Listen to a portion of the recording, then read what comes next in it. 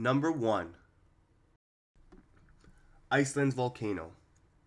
Bardarbunga is still erupting, and scientists are baffled as to why.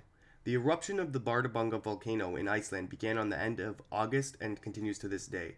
The volcano has been unique in three main ways: the enormity of its lava field, the amount of its hazardous sulfur dioxide gases it has released, and the astonishing amount of sinking that has taken place in its crater.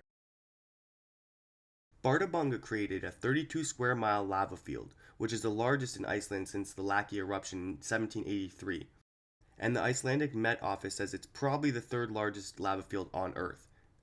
The gases released by the volcano have affected all of Iceland at one point or another, the first time that has happened in 150 years.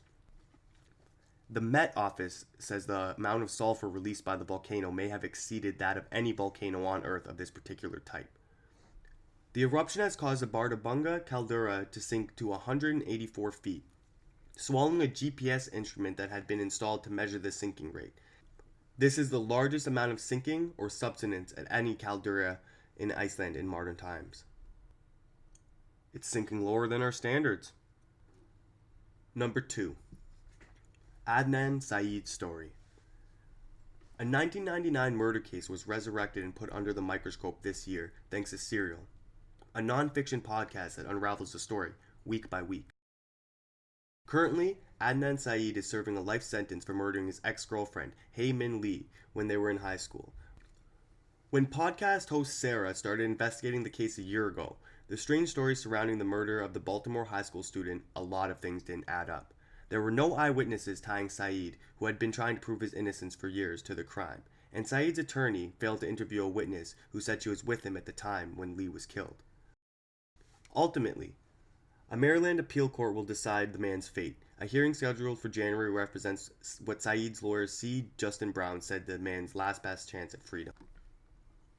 What do you think? Let me know in the comments below. Number 3. The Siberian Sinkholes.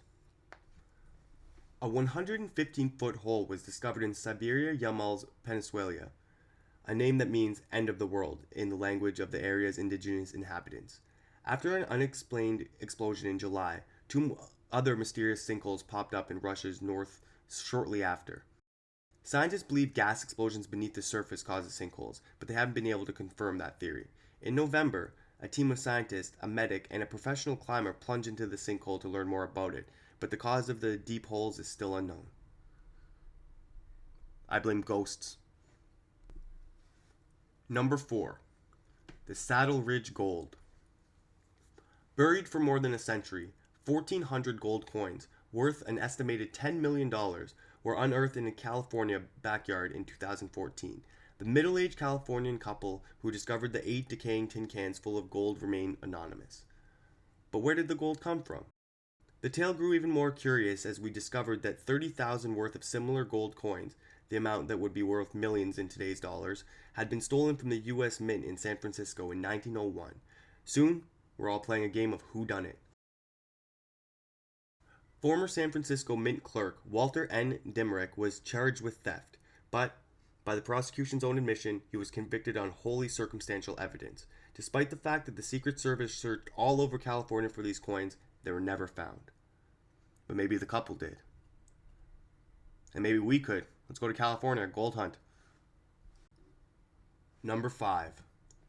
What's beneath Stonehenge? Unprecedented underground mapping technology revealed that Stonehenge did not always stand alone. Beneath the 5,000-year-old stone structure is an archaeological treasure trove made up of thousands of monuments that include shrines, burial mounds, deep pits, and other unexplained features. Stonehenge was previously thought to be a standalone, isolated structure, so this discovery has thrown researchers for a loop.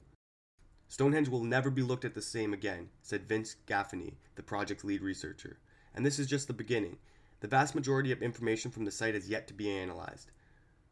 What you're hearing about is simply a mere little finger of the amount of data we have now, Gaffney told Mashable. We think that we've got at least another year's work on this. Stonehenge under Stonehenge under Stonehenge under Stonehenge.